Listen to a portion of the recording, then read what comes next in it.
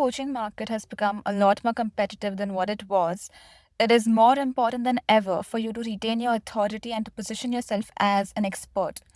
Now is not the time where you can target everyone to help. I have seen so many coaches do it, and here's what's wrong with it. People value premium services. They want to believe that there's something which is catered just for them. Just take for an example, if there is a person who wants to scale to $1 million, they have two options, either a life coach or a business coach who has specialized in helping people scale from 500K to $1 million. Who is the person going to pick? Exactly. This video is going to help you know how to position yourself as an expert in a saturated market where there are so many coaches, and now people think that one coach is just as replaceable as another.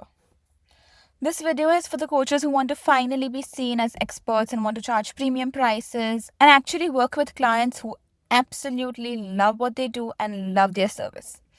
First things first, if you are saying things like, I help people find confidence, I help people find alignment with themselves, I help people with self love, these terms are extremely vague and they are quite general. I need self love to make money, I need self love to be fit, and I need self love to have a good relationship.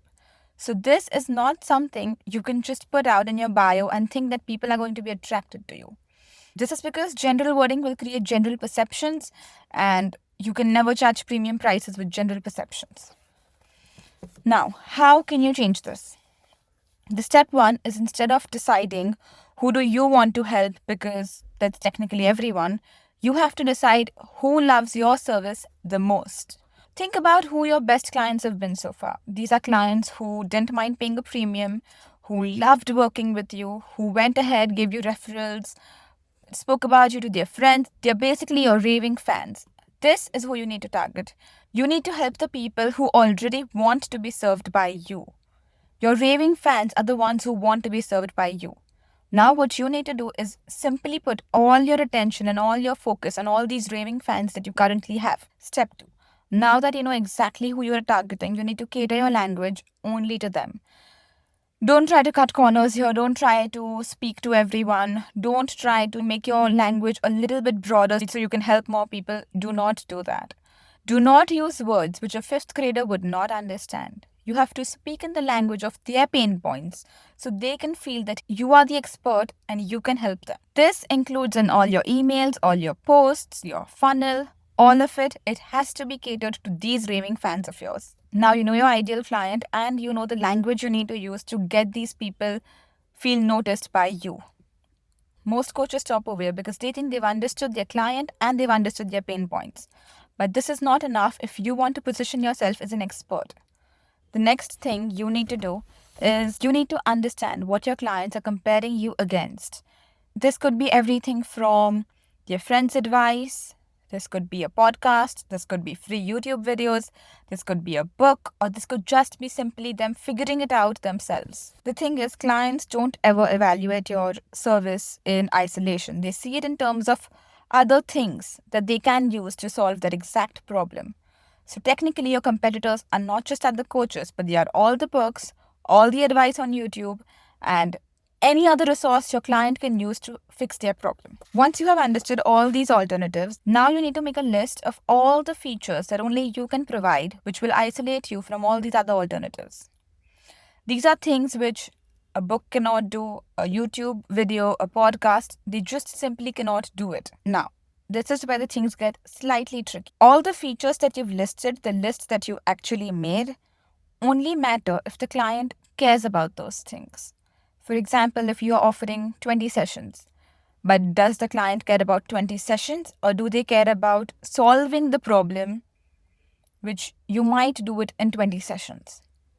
I've seen so many coaches put it in their bios that, oh, I can do it in 20 sessions, but it's not about 20 sessions. What it is about is, can I trust you that you can help me fix the problem?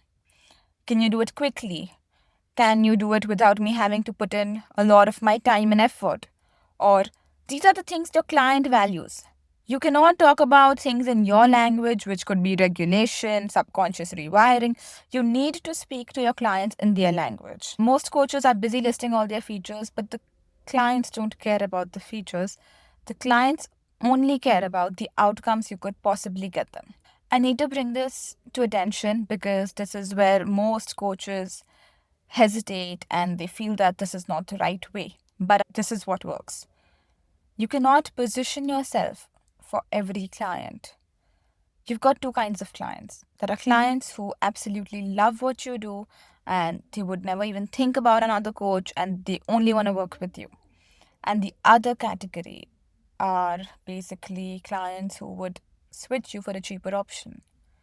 You do not want to position yourself for these clients. You do not want to serve them because they don't look at your service as a service, they look at it as a product which is very easily replaceable.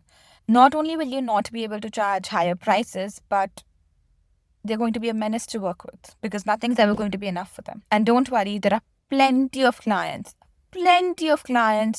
who absolutely are going to love what you do and are willing to pay the price to solve that problem. So, final step to have an expert positioning is choosing the game you want to play.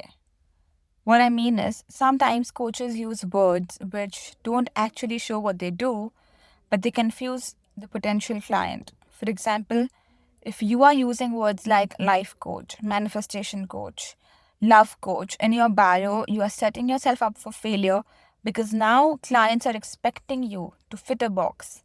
You have to talk the way the box is. You cannot differentiate because now when I'm listening to a sales coach, I expect XYZ from you and I'm going to compare you to the best sales coach out there.